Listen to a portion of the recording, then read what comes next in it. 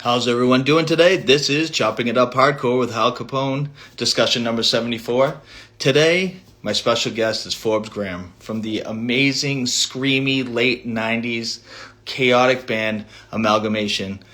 He also had a short stint in Kayo. He was in a band called ThoughtStreams, which I'm not sure if it has the X's said in it. He'll have to school me on that. On top of that, professional trumpet player extraordinaire, audio and visual performer, jack of all trades, all around nice guy is what I'm hearing from the scene. So I see I'm going to grab you right now.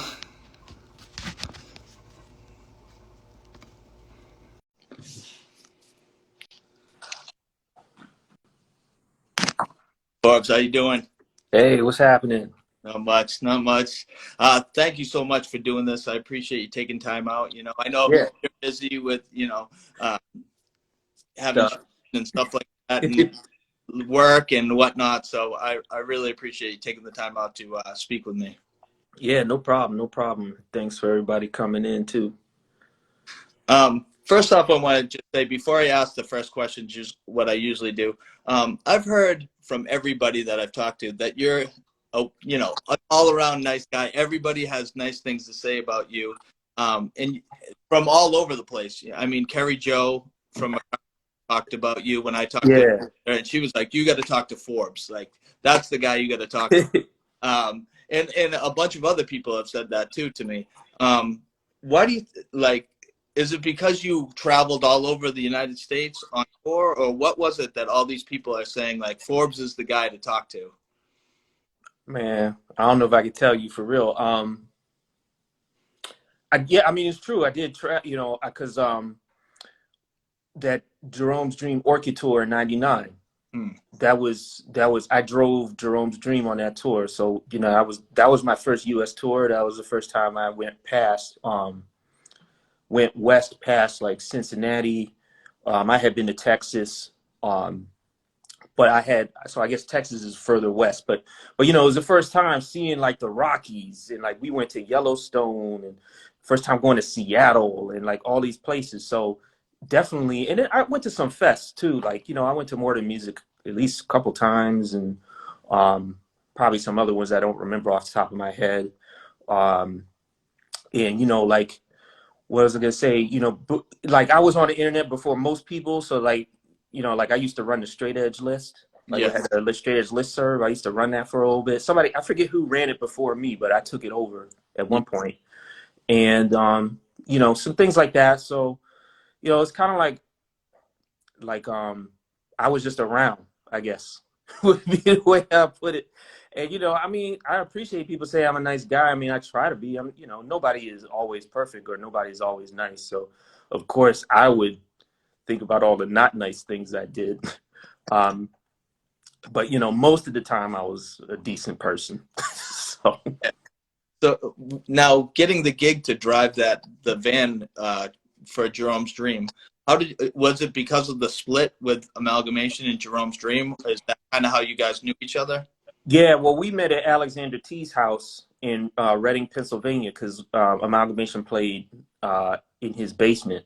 Yeah. So then I met them. I really liked them, and this was early Jerome's Dream. They reminded me of this band Rachel from France, back at that time, and so I just got tight with them, got friends with them, and did the record and stuff like that. And I think they didn't have a van. I don't remember because it was my van. I drove them in my van. Yeah.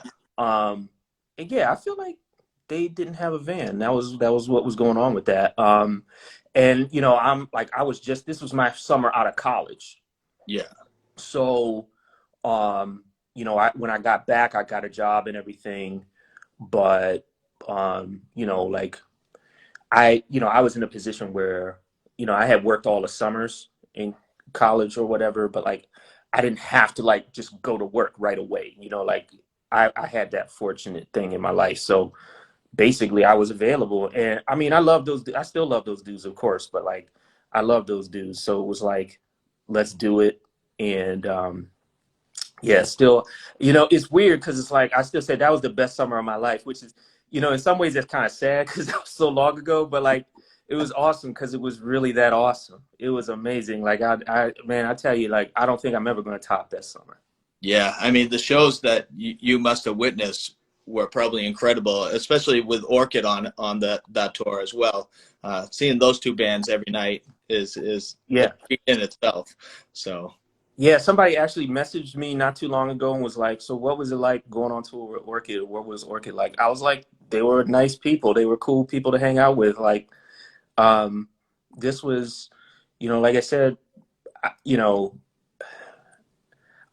I look. I mean, I can't really attribute any. I'm going to, but like, obviously, you can't really say this necessarily. But you know, I don't remember if they were all straight edge, but like most of us were straight edge, and at least if we're not straight, like we weren't out drinking and drugging every night. yeah, And some of the time, not all the time, but sometimes those are the things that make tours a little less good because yeah, people kind of get out of a certain headspace, hmm and so like everybody got along. We wanted to play shows. Well, I wasn't playing, but play shows, hang out with people, have a good time, yeah, meet people. It's like just from that time of you could meet a stranger and talk to them for an hour. yeah, So like that was the spirit that we were in, mm, and that's what we did. And so it was fantastic.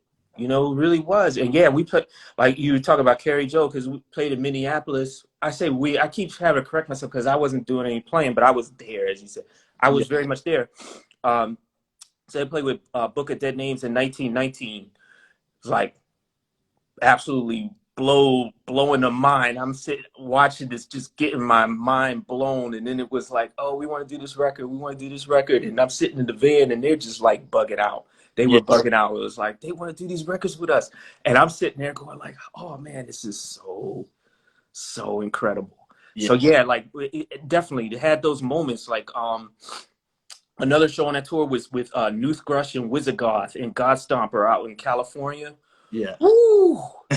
Man, Wizargoth. Oh my God. And some incense fell in my hair, and my hair like started to smoke and catch. And then I got all this oil up in there. It was like it was starting to go smoking and shit. But yeah, it was amazing. It was absolutely amazing.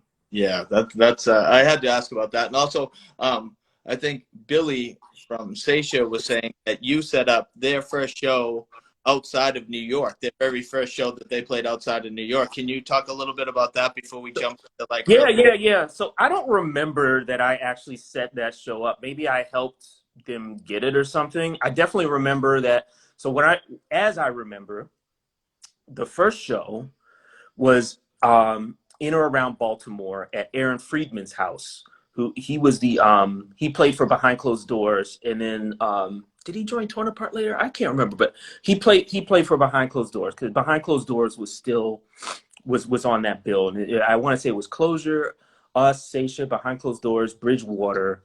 There might have been one other. Yeah. So the first is two things. Number one, Closure did not have a van, and they like came in their cars, and they had nice cars. That was one thing I remember.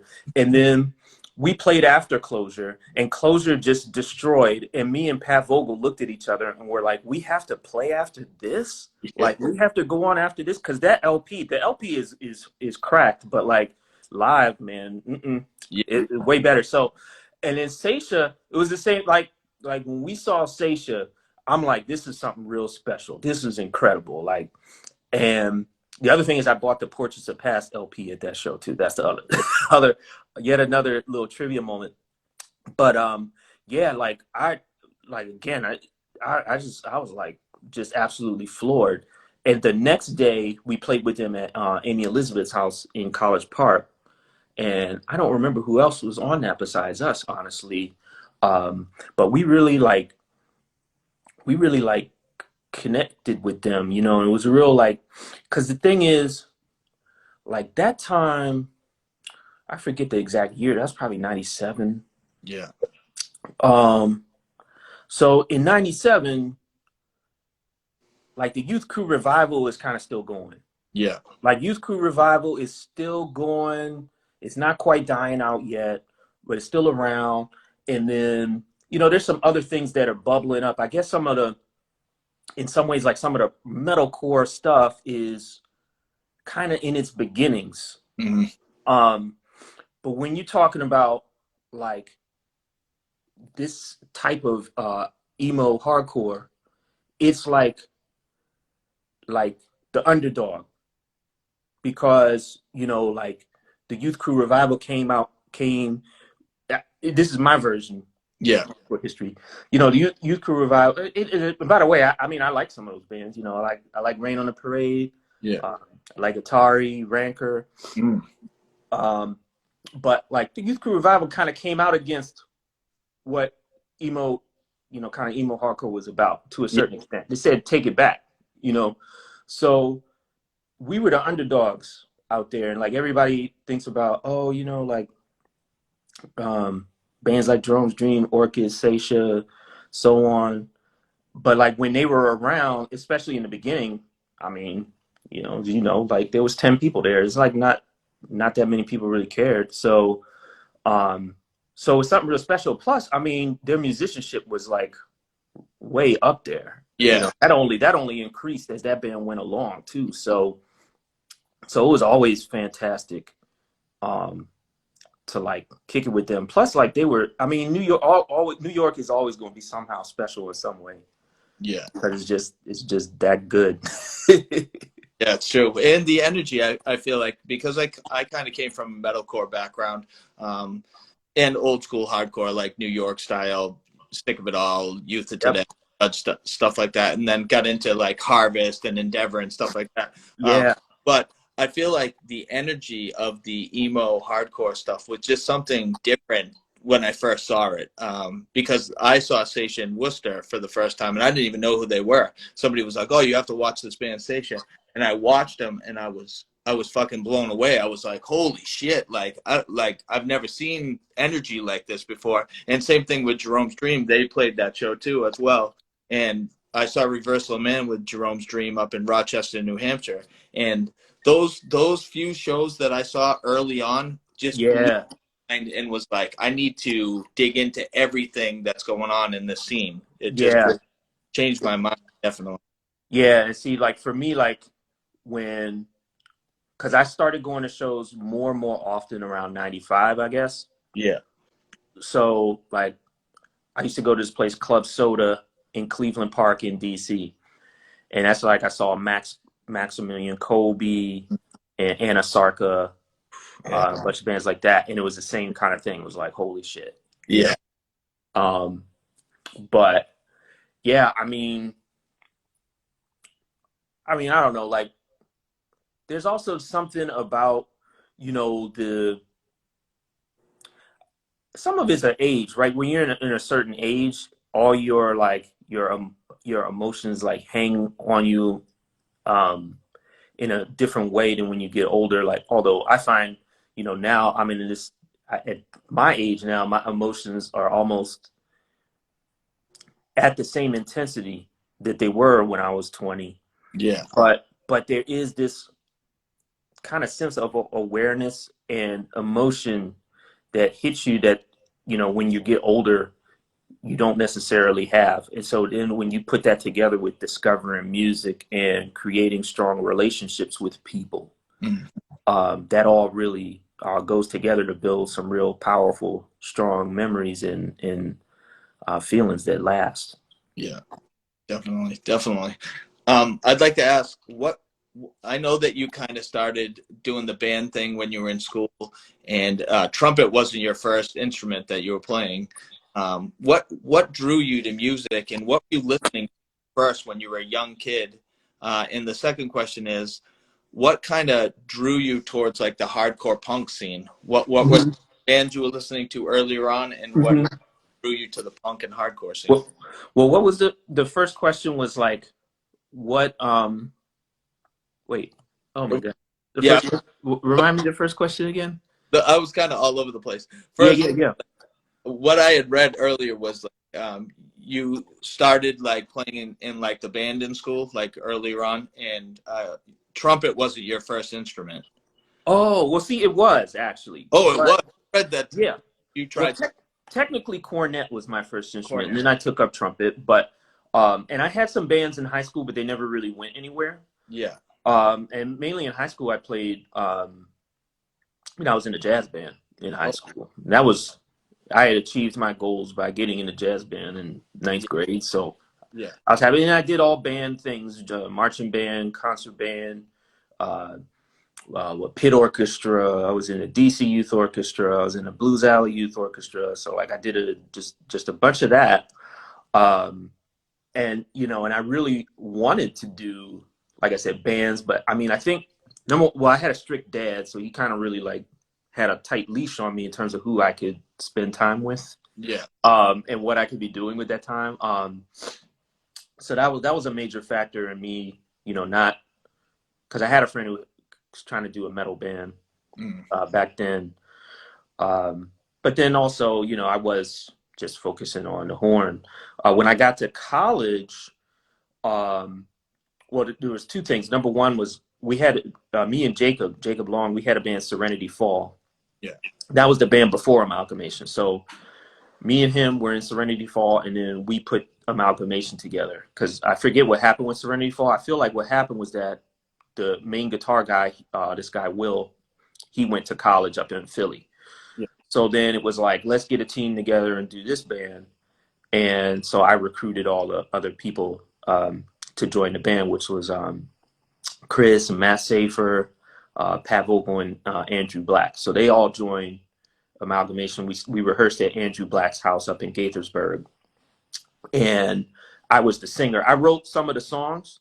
Mm-hmm. And Matt wrote songs too. Yeah. And I didn't play horn in like early Amalgamation. I played horn in later Amalgamation. I don't even know how that happened. I think it was like, well, let's just do something different. Here I am. I'll play. In college, I studied composition, and I wasn't really I wasn't playing as much. Like in college, I played in the orchestra of my college. Mm-hmm. But I honestly I didn't spend as much time on trumpet as I should have. Anyway, that's a whole nother story. In terms of getting into hardcore, so my friend Gabe Shapiro, he got me into metal when I was like in junior high. Mm-hmm. I mean, I was kind of into it anyway, but like because it was Headbangers Ball, but like he loaned me like Iron Maiden tapes and like Metallica and stuff like that. Yeah. And you'd also ask about like my first experiences with music. I kind of came to music late in a lot of ways in terms of having my own tastes or whatever. My parents, listened to like Jeffrey Osborne, George Benson, Kool and the Gang, stuff like that. Basically, mid 80s R&B. So like I still listen to that too. Like I love Jeffrey Osborne. Yeah. And like a lot of Sylvester, D-Train, so on and so forth. So like that was a lot of the stuff I came up on just from like my folks or whatever. But yeah, in terms of like hardcore metal and stuff like that, like my friend Gabe, he got me into metal. So then there was 3 people that got me into hardcore and punk music. And I don't remember the exact order this happened, but I'll tell you just about their influences in general. So one guy was this guy, Brian Lasevsky. He passed away, unfortunately. We were in mechanical drawing together in 10th grade. So he knew I liked metal. He's like, oh, maybe you like hardcore. So like, he hit me to like Soulside, Nation of Ulysses, even like Next Step Up, who were from Baltimore. Yeah. Just like generally DC punk and hardcore, I would say. Ashes, Swizz, the stuff that was around at the time, that was like 92, 93, around then. Yeah. My other 2 friends that really were important and vital to me was my friend Joy Cooney, who was one of my closest friends from like the 4th grade, and my friend Evelyn Sempos.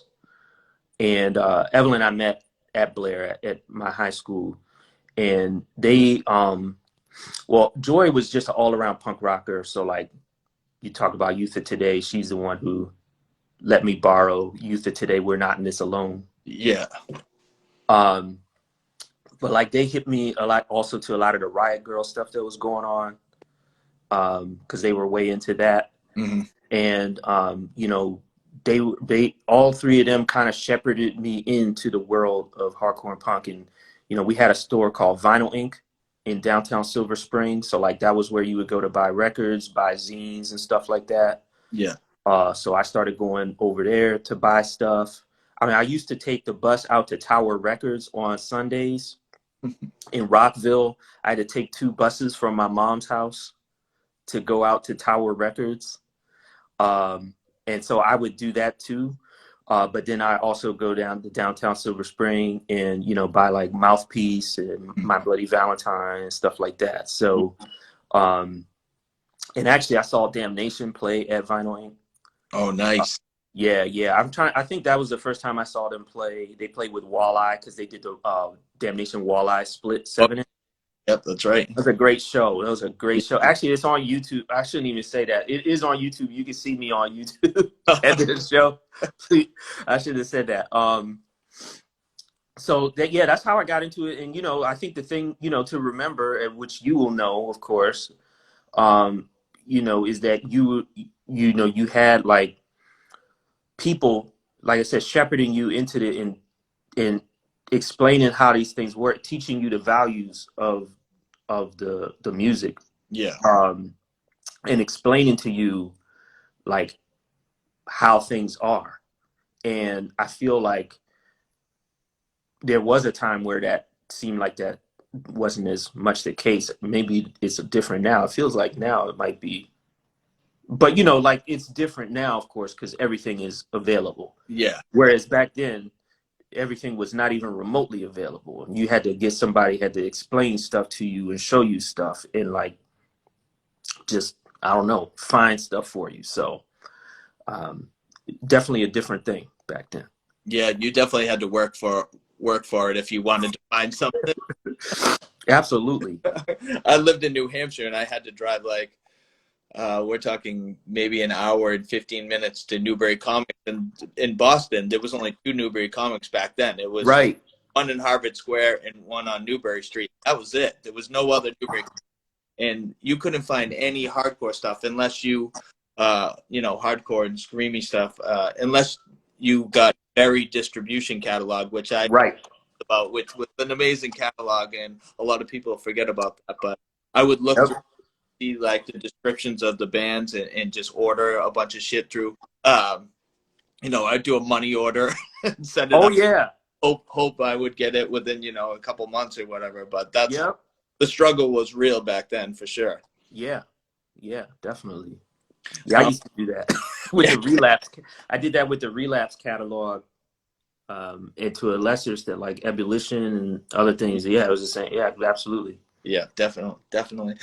So how did, I guess, like what like grasped you into the more chaotic kind of hardcore instead of like, you know, the Youth Crew-ish kind of, you know, run-of-the-mill metalcore stuff?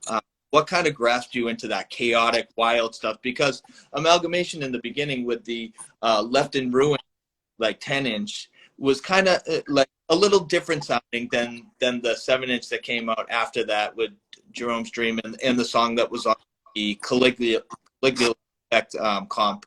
What kind of changed that style? Because obviously it changed a little bit to more chaotic and wild and stuff like that. I mean, I think I was always into that type of music. So that was one thing. I mean, I think I was into that even when I was writing those earlier songs. I think there's a couple things. So one, I mean, Matt wrote more songs. Matt is just a cool songwriter. I'd say, yeah, I'll answer both questions. So when those early songs, early Amalgamation songs, the influences were this. It was a weird mix of influences, but here were more or less the influences of the early Amalgamation songs: Frail, Mouthpiece, Battery, Ass Factor 4. Like those were the top influences of the early Amalgamation songs. Yeah. The later ones, some of which no one's heard, it was like I heard Puritan, for example. Yeah. So like some of the there were some other kind of things that came in, because like the later Amalgamation songs were like around like early ones were 96ish, so later one. I mean, not even that long, but But yeah, that was one thing. And then the other thing was like, as far as how did I get into that stuff? This is a random thing. Like I told you how I was on the internet before a lot of people. So there was like a Usenet group for hardcore music. Mm-hmm. And somebody put in there, somebody had a question like, what were emo bands you could mosh to? So I was immediately like, I want to know the answer to this too. Like, I'm like, yeah, let me find out about that. So somebody said Frail and Honeywell. Mm-hmm. I was like, okay. So the next show I went to, Kevin Barker, he used to sell records. Kevin Barker had the record label Nervous Wreck Kids, and they put out the Shopmaker Maximilian Kolbe 12-inch. Yeah. So next show, I bought the second Frail 7-inch, and I bought the Honeywell LP. I put on that Honeywell LP, and that was like, yeah, like that was it. Lights out, lights yeah. out. Like, holy cow! Like so that never really got into a lot of stuff. That influence never directly got into a lot of stuff I did, but like that one blew me away. So like once I heard those, it was like I'm in. I mean, like I said, I was seeing a lot of those bands anyway. Like because I didn't see Angel Hair. I saw the band after Angel Hair, Bare Minimum. Yeah. So I was definitely into that stuff anyway, and I think a lot of it was happenstance in some ways, because like my friends at school weren't necessarily into that stuff. Like I told you more or less what they were into, and my friends weren't that into that stuff. But like, there was a small cadre of people who went, and I want to say Kevin and Derek were the ones who put on all those shows. I don't remember. There were some other people, and I didn't know them as well. There was this woman, Rebecca Fox. I feel like she was affiliated with this place called the Beehive. But yeah, like it was just kind of being there and then discovering the music. And I met a couple people back then. And we kind of just stuck together and I got into more stuff. And actually, now that I think about it, when I got to college, I met this woman, Nisha Anand. And she's like, oh, you like hardcore? Because I was wearing a donut shirt. And she's like, oh, you like hardcore? So it was like I came to her dorm room and she played me a bunch of records. Yeah. And she played me the Elements of Need Jasmine split 7-inch. That was another one that just blew my mind. So like, yeah, I was just kind of like, I was definitely drawn to that type of thing. Now, did Amalgamation put out a demo before because I've never heard the demo before. So what actually came out? A demo, then the 10-inch split with 12-inch. Yeah, split 12-inch. I thought it was a 10-inch. Yeah, so it was the demo. We did a 5-song demo. Yeah. One of these days I'll actually put it on YouTube or something. And then we did the split with Left in Ruins, and then we did this. We did 3 compilations, one of which I never found a copy of. Yeah. We did World Hardcore Volume 4.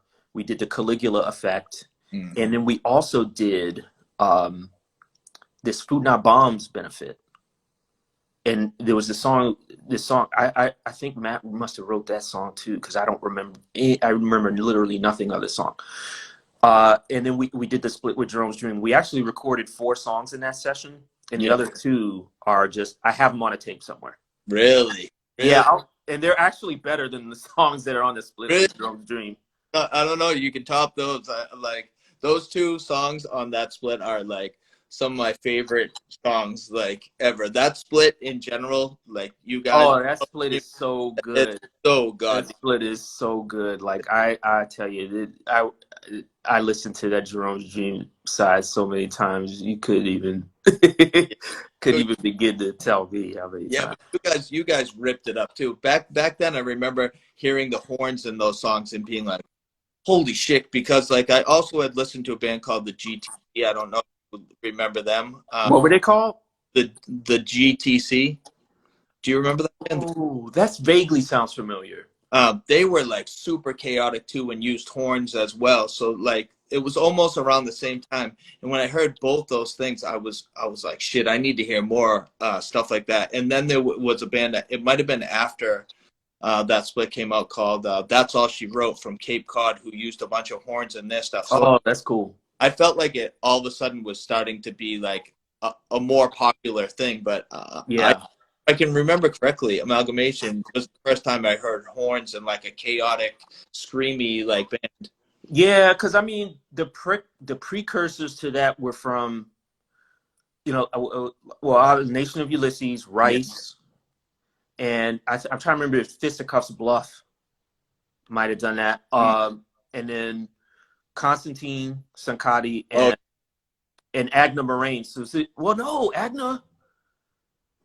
Okay, Agna did not have horns on the records, like on the any of the recordings. yeah. But live, I am fairly certain they did. I'm trying to remember. Like my memory's really fuzzy because I want to say when Puritan played in Pittsburgh. Okay, yeah, my memory's shot. What I'm vaguely remembering is that somebody played trombone with Puritan, Oh, and I'm oh, trying to keep that straight. And let me tell you something. Okay, let's take a quick detour because everybody, a lot of people talk about that show because a lot of, because Rent America were like screaming about the worms, and a lot of people like to make fun of them for that. But let me tell you that the real thing that went down at that show to me was Puritan by far. So the number one thing, like VJ, the drummer Puritan, is one of the sickest drummers that ever played in any hardcore band ever. But the real thing about that show and Puritan playing was like, that was, how a lot of people like make fun of like that era and they're like, oh, it was like just some dude on stage going on for 20 minutes about some blah, blah, blah. yeah, Yeah. But here was the thing, like when Puritan played, just anybody could get up and grab the mic and start talking. yeah, Like anybody. And anybody did. I mean, there was people talking about, like, one dude was talking about how his dad never loved him and stuff. I mean, yeah, like, it was fucking intense. And then they were playing this crazy shit, like, it was intense. There was nothing, I mean, there's just nothing like that. So anyway, that was my little detour. I forget. I'm yeah, sorry, I forget what we were talking. But we were talking about the horn stuff. I mean, there was definitely precursors to it. Like I said, I don't remember why I did that. I think maybe I must have been just practicing some more or something, and it was just felt like doing it. So yeah. yeah. So if I was talking to one of my friends and they were, a Jerome's Dream band. I was like, oh, have you heard the Slit? And I'm like, no. And I'm like, you got to listen to this. I'm like, you got to listen to the Amalgamation side because fucking wild. And I don't know. That and To Dream of Autumn, Race Band 7-inch, like that 7-inch Yeah. and Amalgamation and Jerome's Dream. Those two 7 got to be like my top 5 of all 7-inches ever made. Because Yeah. I love that stuff so much. Yeah. Oh man. Yeah. To Dream of Autumn, they were great. Oh, they were so cool. That With was sorry, I didn't mean to cut you off. no, I'm good. Um, with Amalgamation, obviously I wanted more. So what happened? I was hoping for a full length and stuff like that. What kind of fizzled the band out? So it's funny because Matt Safer was actually over here, like maybe a couple weeks ago. And we did talk a little bit about the band a little bit because he had he had some questions about some things he was wondering about. It just fizzled out. I think we never talked about it. Like, so first of all, like it wasn't like a acrimonious breakup. Mm-hmm. Like there was no real drama or anything. But we also never discussed it. It was never like, you know, I want to do this or I'm not happy with this or whatever. Yeah. What I will say, and this is me guessing, for number one, it wasn't me. Like I wanted to keep doing it. Yeah. I think Matt and Jacob weren't interested anymore, and I think it was because they had other things that they wanted to do. I also think they just the hardcore scene can be kind of stupid. So like I think they were just kind of like, yeah, we don't want to deal with this stupid stuff. Yeah. I think that was a lot of it, honestly. Because they did this band. I want to say they did two bands. They did this band, The Last Seconds of, which was an incredible band. Mm-hmm. And then they played with, I know Matt played with Guy Blakeslee for a little bit. But at any rate, I think they wanted to explore some other stuff. And I think that's really what happened. And then, I just didn't really have the organizational wherewithal to like put anything else together. Yeah. So it just kind of all went kaputski. And also, like, I wasn't really like, I mean, I had another hardcore band after that with Pat. We did Pay the Price. But it wasn't like, okay, my hardcore band's over. Let me put together another one right now. Like, I just didn't happen. Yeah. Now what was that band? Because I've never heard that. What Oh, kind? Pay the Price? Yeah. What kind of band was that sound like? Kind of same stuff. Say straight as hardcore. Yeah. Three. Me, Pat, and this guy Alex Winder. I played drums and sang. Fast, French and German stuff. Kind of influenced by French hardcore and German, but more like not Acme, but more like Aj or whatever. Yeah. So yeah, like heavily Anomy, Fingerprint, stuff like that. Yeah. And also some fat. It had some blast beats and some crappy double bass drumming and stuff. So, which I mean, that was also like Rachel did that later on. They had the double bass. They actually did it in a really cool way. So the deal with that band was we didn't play many shows. And then we did do a recording, and I think Pat had it on the internet at one point, and we might have burned a CD or two, but we never really like, I don't know. It was like, I'm not sure why we didn't do more with that band. I also moved. I moved to Providence in 2003. So like, Yeah. and once I moved, that was it. And I had another band actually, and one of my former bandmates was here. I don't know if she left. I had a band for a bit called Loom of Maya. We did a demo that unfortunately was very badly recorded. I wish I had recorded it better.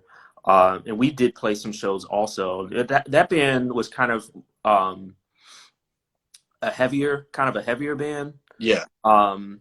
Definitely still emo, but like some kind of like some Godflesh influence, some Jerome's Dream influence, throw in a mosh part here and there kind of stuff. And yeah, just we never really. The other thing was like Tiana and Amy went to University of Delaware, so there were certain times where I want to say they were in Delaware. I can't even remember. Like it was also an era of like because I was doing thought streams around the same time, and I was definitely more dedicated to thought streams. Yeah. And it was a time where I was kind of like getting out of the hardcore scene, so I wasn't as motivated to like really be like, oh, I'm trying to get a hardcore band to go somewhere. Yeah. And so like that's why a lot of that stuff kind of got lost to time more than some other stuff.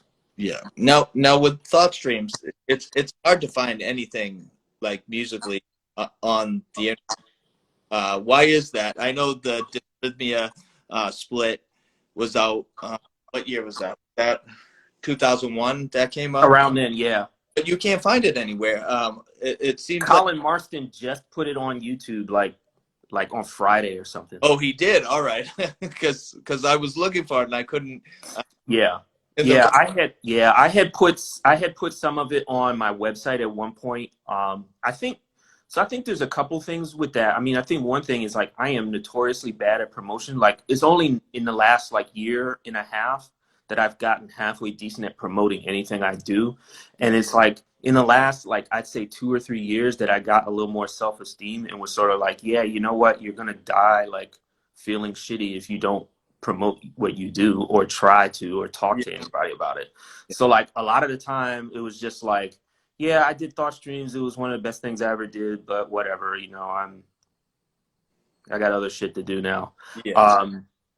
And the other thing with thought streams was like thought streams took an extraordinary amount of effort for very little reward. Like those songs were very difficult to learn to play and to write and everything. And so it was like, we busted our ass doing that. We put our blood, sweat, and tears into it and, had the same fate that everybody else does who's in a band. It was like there's 10 people there. So Yeah. I think for a certain amount of time, it was a sore spot. Like not a super sore spot, but something of a sore spot. Like, hey, like, why should I like be, you know what I'm saying? Like trying to be all pressed about this when nobody cares. So that I think that was a factor in it. And then, you know, like, I don't know, like, I just had a lot of life that I had to do because, like, I moved to Providence, I joined Kayo, like, all this terrible, not absolutely terrible stuff happened to me, but Yeah. definitely pretty bad things happened to me when I moved to Providence. And then I moved up to Cambridge. You know, I just had to kind of deal with life, Mm. you know, like, as it went. Yeah. And also, I think, you know, we all, like, every project I did had people who liked it, but I don't know that, you know, I would necessarily have realized how much anybody cared Yeah. until later. So, like, that's something too. Yeah. Yeah. Carrie Joe is saying hello to both. Oh, yo. Yeah, like I said, she told me when I was talking to her, she's like, you got to talk to Forbes because he has the good stories, and so I was stoked to get to. Yeah. It sucks that I only get an hour now because Instagram is closing tight on me because I posted an anti-racist post about 10 months ago, and they Oh, it okay. was in their guidelines, you know. So Mm-hmm, I mm-hmm. clamped for a month, and now my live is only cut to an hour. So um, it is what it is, I guess. Yeah, yeah, But getting ridiculous that you. yeah, for real. Um, so another thing I wanted to talk about is what you're doing now. I know you're. I saw a bunch of videos about you were doing audio and visual performances, and like, is it per se noise projects that you were that you would say, or is it something different? I think, like, right now, because of to a certain degree, because of the pandemic, I've been mostly doing, like, free improvisation stuff, Yeah. more around what you might call noise or whatever, Yeah. and or at least adjacent to that. That's most of what's been happening. Um, but I've done some, um, you know, I've done some performance. Like, I played in a trio back in August. But see, it was back in August. Back in August, I did a trio. This percussionist Sid Smart and his bass player Jacob William. So I played with them, and then, you know, I think last summer I did like a quartet. Like, you know, that August one was inside, but then the other ones were outside. I'm actually playing inside next month, with another trumpet player, this woman Kelly, and I'm also playing with my friends Eric and Pandalise. So, like, I still, you know, I do a lot of free jazz and I do a lot of free improvisation, and that's most of what I do. Yeah. And I write different things too. Like, I'm working on a piece right now for a chamber ensemble. I'm trying to wrap up a piece for mezzo soprano, and then I've got a piece for a quartet that I've got to start working on too. And then and then I have various solo things, you know, just stuff I record on my computer Yeah. that I'm working on very, very, very slowly. Yeah. So, yeah, like, I want to try to get more music out in 2022 because in some ways I want to get the music out. Also, I kind of need the money. So, like, I'll take the money, you know, like Bandcamp, I can sell at least a certain amount of stuff and it will pay for me to, like, I don't know, like, go out or something. um, so yeah, that's another thing. I definitely am keeping fairly busy, not, you know, not so much with the live performances, but some of the other stuff. Yeah. Yeah. Um, what I forget what I was gonna. Oh, I had to bring up what is Forbes Corn Eater Grand mean? Oh, yeah, yeah, yeah, yeah, yeah. That was a joke from Matt, because Matt laid out the amalgamation booklet, or we probably both laid it out, I suspect. So, like, that, you know, that split we did with Left in Ruins had Yeah. a booklet. They had a booklet and we had a booklet. And it, you know, it had all the lyrics and commentary from well, not all of us, but most of us. So I was way into that band Rice. Like, I was totally obsessed with Rice to the point where it was incredibly annoying. Like, incredibly, I was so obnoxious about Rice. Like, you know, it was just ridiculous. And and rice were sick of corn and bread. Corn was the enemy of rice. So that's why Matt put Corn Eater Graham, because I was way into rice and he was just trolling. It had nothing to do with anything else. I mean, I like tortilla chips, but you know. Yeah, I had to ask. I read that and I was a corn eater. I was like, I have to ask about this. Yeah. Now, you know, being our age and stuff like that, do you still have the fever to be in a, you know, chaotic, screamy band now? Is there any thought that you would want to get into something like that again, or is it kind of past your, you know, timeline? Overall, I don't. So I think there are some times like emotionally, I want to get my emotions out a certain way, and I think about like that. Yeah. Then also, I don't know, like I do think there's a certain feeling in that you don't necessarily get from other stuff. So yeah, there's that. But there are a lot of reasons why the answer overall is no. So the first one is that bands that there are practical reasons and non-practical. So the practical ones first. It's loud, so you have to have a place to play. Yeah. You have to have time. I have a little more time now than I did. Yeah. But not that much more. So those are some of the practical. Yet even more practical sometimes is money. Like, so when you're like, when those earlier bands I was in, you know, we just practiced at somebody's house. Yeah. So that's not, I mean, you know, without getting into too many details, like I cannot practice in a house right now. Yeah. You know, the neighbors will not be interested in that. So then, you know, you're talking about rehearsal spaces and those cost money and stuff. So like, those are the main things. Then the other things are like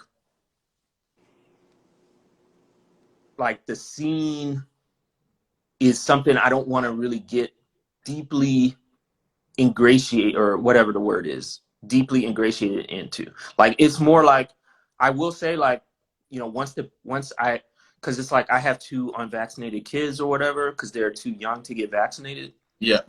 And so I'm not saying like I do stuff here and there, like I'm not like full on hermit, but like I'm also not like I do whatever I want. Yeah. Exactly. So I wouldn't even go to a hardcore show right now. Yeah. Like I just straight up would not go to one, because it's just too much of a thing for me in terms of my kids or whatever. I will say, like, I think once they get vaccinated or once stuff mellows out a little bit or something, that I would probably at least go to one every now and then. And that's kind of like, if in a weird way, like if I could find some people and it'd be like, oh, we have a band and we practice every 2 weeks and we play it like 2 shows a year, I might be up for that. Yeah. But like, as far as like, we practice once a week and we play twice a month, or, you know, whatever, and we're going to go play in Connecticut this weekend. No, absolutely not. Absolutely not. I don't have time. And I kind of like, I don't want to be in the scene anymore. Like I kind of like just watching from the outside now. Yeah. And like, in some ways it's like, part of what I like is, oh, look at what they're doing now, and I can appreciate what they're doing now. And just like go, all right, cool, and then leave, as opposed to actually being an active participant in whatever it is they're doing now. Yeah. Now, do you stay like up on current bands in the emo? No, I mean, I know of bands. Also, so as far as emo goes, I'm pretty out of the loop. Yeah. Pretty thoroughly. I would say, like, I do know some bands here and there, and I know some of the post-hard. That's there's a whole genres of music that have occurred since you know, my day. Like, there's that band Lang from Japan. I really like them. Yeah. And I do know about some bands, like, you know, like I know about some of the more popular, you know, like I know about Zabalba and Jesus Piece Yeah. and Gulch and stuff like that. And, you know, like I'm aware, and I listen, you know, there's band Controller from the Lehigh Valley I really like too. So I, you know, like and from Boston, we got Move. They're really good. So like I'm vaguely aware, like I know something, but like I don't really know something. I hear you. Well, I'm running on an hour, so I always do a rapid fire at the end of these talks that I do. So are you ready for some rapid fire questions? All Yeah, right. sure. My first question: all-time favorite New England punk, hardcore, screamo band for you all time? I mean, Jerome's Dream. Jerome's Dream, but let me give you the round two, which was a Trillion Barnacle Laps. Oh, And when they were doing that weird shit. yeah. Oh my God. Yeah, yeah. I loved it when they were like crazy chaotic in the beginning, and then I also loved the stuff that they did with all the Yep. electronics afterwards. I like that too. I like all eras of ATBL, all Yeah, eras. But when they were doing that crazy shit, oh my yeah, God. yeah. That was wild. All right, my second question: what was the first punk hardcore show you attended? Um, Split Second, Mental Ruction. I forget who else. Well, I guess there was only one hardcore band on that, which was Split Second. This Yeah, was in '92 at some rec center in Wheaton, Maryland. nice, nice. My next question: what was your all-time favorite show that you played in a hardcore screamo band? Man, I don't remember. I don't remember. I'm trying to think. I know Amalgamation played with Assuck in Ooh, Atlanta. That was pretty good. And Amalgamation played with Converge in New Jersey. oh, That was awesome. That was yeah. an awesome one. That's nice. That's nice.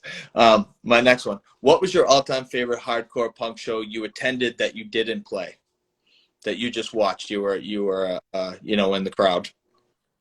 Oh, that's tough. There's too many of them. But give me a couple. Um, I mean, so many times seeing Torn Apart. So many times seeing Torn Apart. Seeing Torn Apart, Daynata. That was another band from our town. Damnation. Fucking Damnation. Yeah. One of the goatest Maryland hardcore bands of all time. Period. Like Ken Olden is one of the goatest guitarists of hardcore history. Period.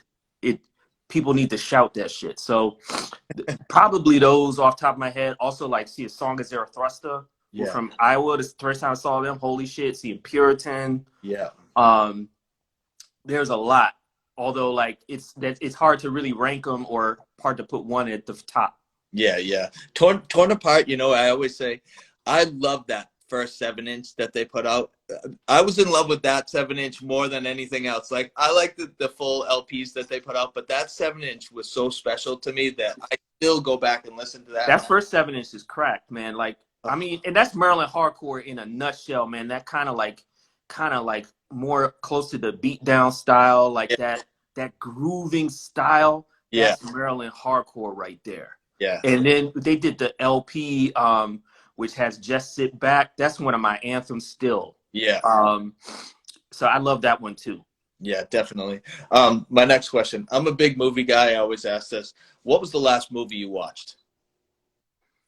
It was a Japanese movie. I don't remember the exact title though.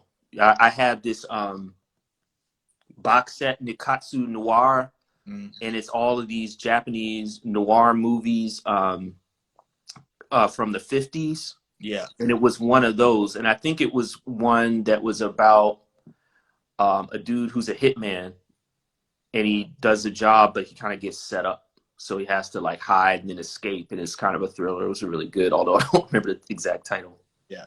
Cruel Gun Story, maybe, I think is the title. Nice, nice.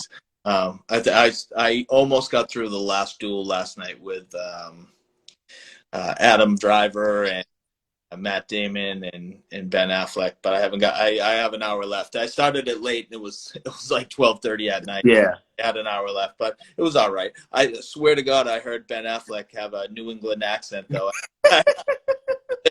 be French guys. So I'm like, did I just hear a Boston accent? I don't know about this. My next question: all-time favorite horror movie? Nightmare on Elm Street Part 3. Nice, nice. I'm also a huge hip hop fan, mostly '90s hip hop, boom bap, stuff like that. Although I listen to a lot of new stuff that sounds like that. If you've been listening to hip hop lately, what have you been listening to? Oh man, I haven't really lately. But since you are a hip hop head, let me tell you. So I briefly, I played in the Foundation for a little bit, and I lived with one of the guys. Well, he lives with us, one of the guys in that band. So like there was a period where I used to go to some of the shows in Boston and saw some of the people, and so I had a real period where I was way into Crumb Snatcher, and like Dramatic and some of those people. Yeah. And then, you know, my hip hop taste overall definitely more from the 90s. Like Dell, No Need for Alarm was one of my favorites of all time. So good. And then, you know, I came up on Public Enemy and stuff like that. But like, I haven't really kept up with anything hip hop at all, like lately. And I don't even remember the last, probably, I wouldn't be surprised if the last thing I listened to was Dramatic. Cause every now and then I just go back on his YouTube and watch some of his videos and stuff. And like, and Crumb Snatcher had the song, The East Is Back. Yeah. And they did the video and they're like, oh, we're going to send you to the South. It, you know, kind of like a lampoony, funny video. So. Yeah. Crumb Snatcher, I think, was from, is he from Lawrence, Massachusetts? He was from Lawrence. Yeah, a lot of those people were from Lawrence. I think he might have been originally from Springfield or something. He's definitely, but like I think he really like made his imprint in Lawrence. Yeah. Terminology is from Lawrence. Oh yeah. Yeah. My last question: favorite song for you to play live in like a couple of the early screamy bands that you were in?